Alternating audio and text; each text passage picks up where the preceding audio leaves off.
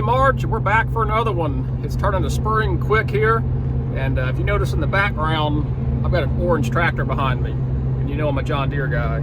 So that's my brother-in-law's tractor. We are taking it down to one of our leases. We're putting in a clover plot today. We were going to do a frost seeding, but we kind of missed that window, so we're going to do an early spring seeding of some clover, and this is primarily for turkeys, and it'll be for deer also in the fall, but primarily for turkeys. But we're going to head down there, put about a third of an acre plot in. We've got Hudson with us, and we got his foiler on another truck and trailer behind us, and he's got his cousins, and they've got their foiler. So fun day at the farm, tractor work, clover food plot planting, and some foiler riding. So let's go do it.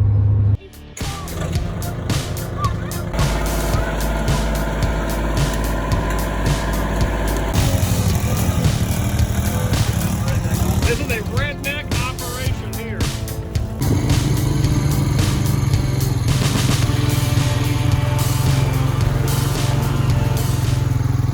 All right, so we're down here. This is a corner of this big field. It's about a third of an acre, and there was a slight miscommunication. This area was supposed to be left untilled and unplanted, but the farmer did come in here and just drill wheat this week.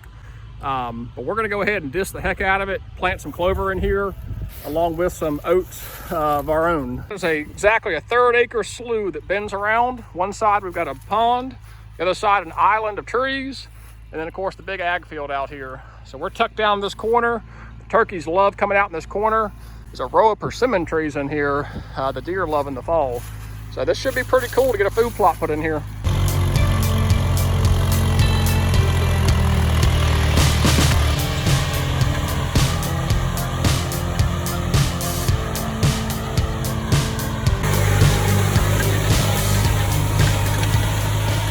Most friable, softest dirt I have ever worked. I'm jealous. I mean, that is just the most friable, nutrient-rich, sandy soil. So we've got a whole week of rain coming next week. It's gonna melt that fertilizer into the dirt, and it should pack that seed down pretty tight.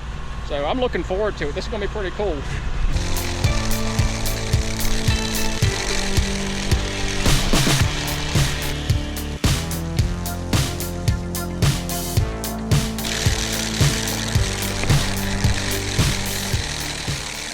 All right, we got all the oats and the wheat put out. We're gonna lightly disc that under, and then we're gonna top dress it with a little fertilizer, and then top dress it with that clover. Clover is tiny seed. You do not wanna put much soil over the clover, if at all. And as loose and friable as the soil is, the rain will incorporate that right into the soil, so we should be good. Can you go up just a little bit? There you go. Yeah, perfect.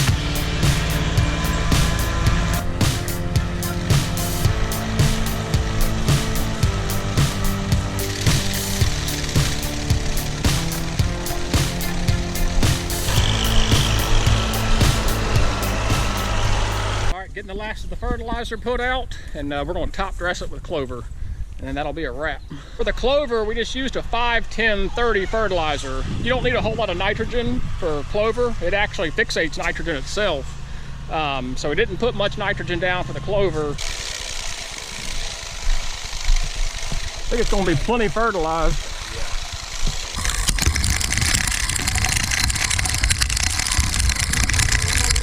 As I was mentioning earlier, we've got a row of persimmon trees down this pond line.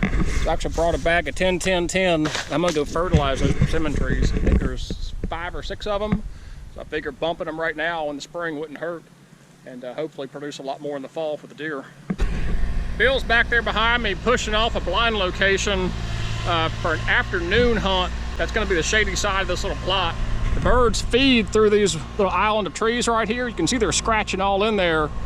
And so we squared up that blind location centered to these woods, and about halfway in the plot. So if they were to feed in from either end, would be set up right in the middle, right at 30 yards from either end. Okay, so to recap, we've got a third of an acre plot here. We've got 6 pounds of white clover, and we got 50 pounds total of oats and winter wheat.